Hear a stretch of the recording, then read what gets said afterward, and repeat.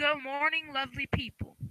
I am here today to show you, will tell you the life of Sarah Bartman and what these inhumane white people did to her. Okay? I'm sorry, I'm so pissed off.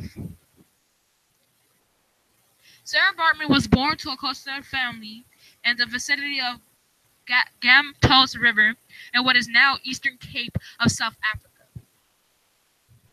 On, on land taken over by Dutch farmers, her father was killed by Bushmen while driving cattle. Sharchi is the diminutive form of Sarah.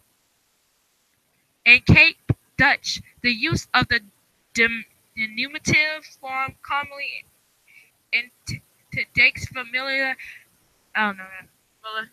Bartman spent her childhood as a teenager on settler farms. She went through puberty, rights,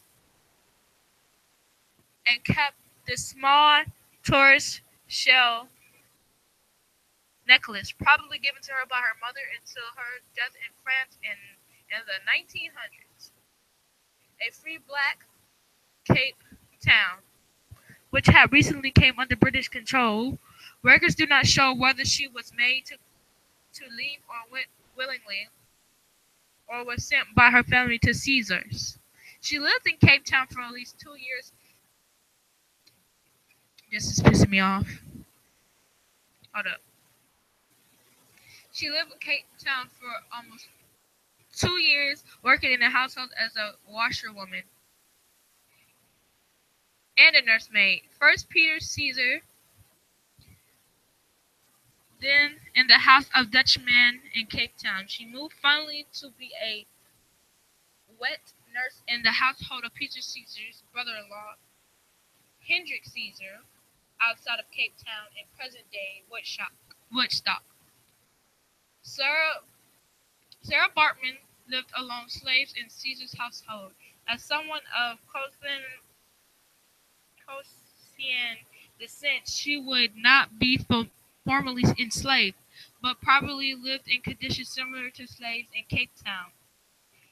There is evidence that she had two children, though both died as babies. She had a relationship with a poor European military man, Hendrik Van John, who lived in Hout Bay near Cape Town. But the relationship ended when his regiment left Cape. William Dupont, a Scottish military surgeon in a Cape slave lodge with sidelines and supplies, show men in Britain with animal specimens. Suggested she travel to England to make money by expedition. Bartman refused. Bartman refused. Persisted. And Sarah Barton said she would only go if Hendrik Caesars came too. He also refused, but came ever more in depth, in, in part because of unfavorable lending, was in no position to refuse even if she chooses to do so. Duplo was the front man. Hold up. Dupe Dunlop was the front man and a conspirator behind the plan to exhibit Sarah Bartman, according to English law reports of 26 November 1810, and advocate supplied to the Court of King's Bench from Mr. Bullock of Liverpool Museum stated some months since Alexander Dunlop, who he believed was a surgeon in the army, came to him sell the skin of camel leopard, which he had brought from the Cape of Good Hope. Some time after that, Mr. Dunlop again called on Mr. Bullock and told him that he had then on her way to Kate, a female Hatanula appears that she would make the fortune of any person who sold her in London, and that he, Dolob, was under engagement to send her back in 2 years. Lord Seldon, governor of Cape, gave permission for the trip, but later said regretted it after he fully learned the purpose of the trip.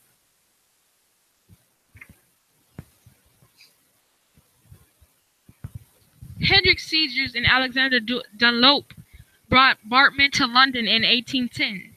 The group lived together in Duke Street, St. James, the most expensive part of London, and the household were Sarah Barrtman, Hendrik Sanders, and Alexander Dunlop, and two African boys probably brought illegally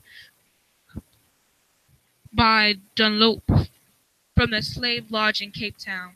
Dunlop schemed to have Sarah exhibited, and Caesar was the showman. Dunlop exhibited Bartman in an exhibition hall of Protestant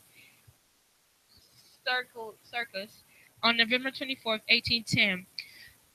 Dunlop. Oh, okay, gotta go, guys. Yeah. So basically, what happened? I'm done reading that article, but because it doesn't sound correct, because from what I heard. Hi, but yeah. Hello, Father. But yeah. Um. Basically, they sold her sexually. That is.